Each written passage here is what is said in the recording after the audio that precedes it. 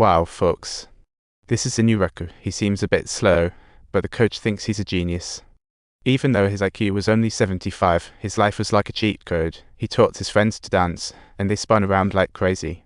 He became famous overnight, only to find out that friend was Elvis. He got bullied at school, but ran like he had all on his feet.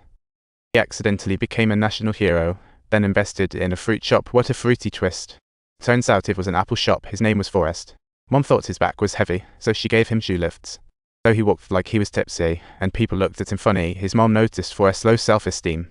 Every time, she patiently encouraged him, "You're just like everyone else. You're unique." But when it was time for school, the principal bluntly stated Forrest was a slowpoke and couldn't attend public school. The public school was right there.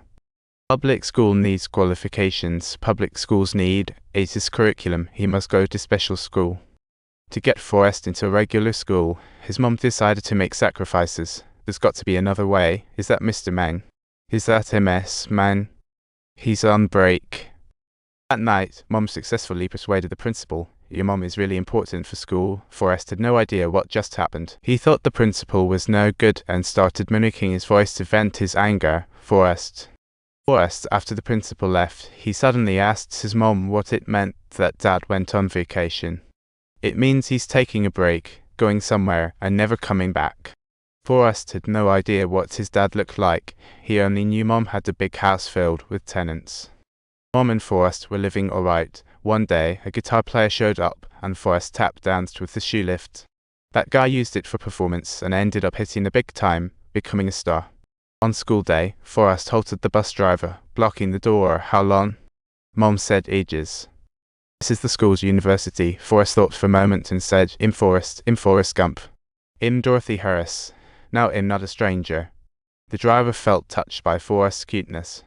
But the classmates in the bus looked at him funny because they thought Forrest was silly and didn't want to sit with him. Just when he had nowhere to go, the sweetest voice he had ever heard said, "You can sit here if you want." The girl asked, "Mom says you look a bit silly."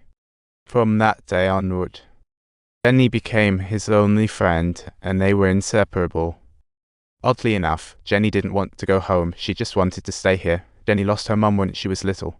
Dad treated her like property and always bullied her. Forrest was still clueless. He thought her dad loved her because he constantly saw him kissing and touching Jenny, which left a shadow on her child. Jenny wished to become a bird that could fly far, far away from this nasty world. Her prayers weren't heard, but God sent the cops. After her dad was taken away, Jenny moved in with her grandma. This brought her closer to Forrest. She felt safe as long as he was around. Forrest never once prayed to God, yet miracles continued to unfold in his life. The little kids in the town constantly bullied him. They threw rocks at her, calling her a slowpoke. Realizing that Forrest wasn't fighting back, Jenny hastily urged him to run away and escape quickly. Forrest suddenly felt angry and took off like a runaway horse. He felt the urge for freedom, with no constraints. Forrest swiftly lost those kids behind him. Shackles couldn't bind his free spirit. From then on, those three little brats began their own version of tough love training for Forrest. In the blink of an eye, it was high school. Forrest accidentally crashed in on the football field during practice. He outran all the players there on his first go, and the coach noticed his running talent. With the coach's backing, Forrest got into college, becoming a star player on the team. He didn't know the rules, didn't understand tactics. He just knew when the ball was tossed his way, he ran for it. College life was confusing for Forrest since Jenny was taking a completely different path. She had a boyfriend, which surprised him. He was never home at night. Forrest saw her being pinned down and jumped in to give the guy a beating. Poor Forrest was ultimately booted out of the car by her boyfriend. Jenny inquired of him why he had done that in such a manner. He didn't understand. Forrest only had eyes for her. Seeing him get soaked in the rain, Jenny felt bad. She brought him back to her dorm, ready to confess her love, but Forrest, that silly guy, had no clue about love. Forrest shone, making the All-American team at the night event. He drank 15 Cokes. Suddenly made a fool of himself in front of the president. Congratulations. How do you feel? I feel great.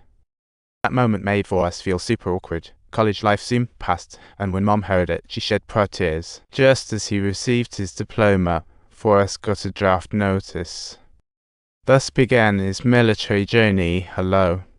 In Forrest Gump, someone's giving you a kiss. Who do you say you are? You aren't a low-level person.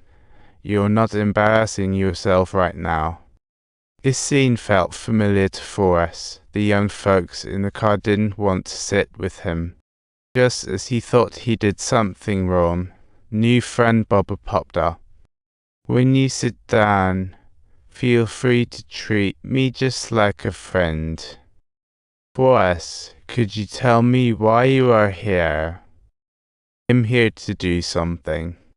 Oh my, Gump, you're a genius.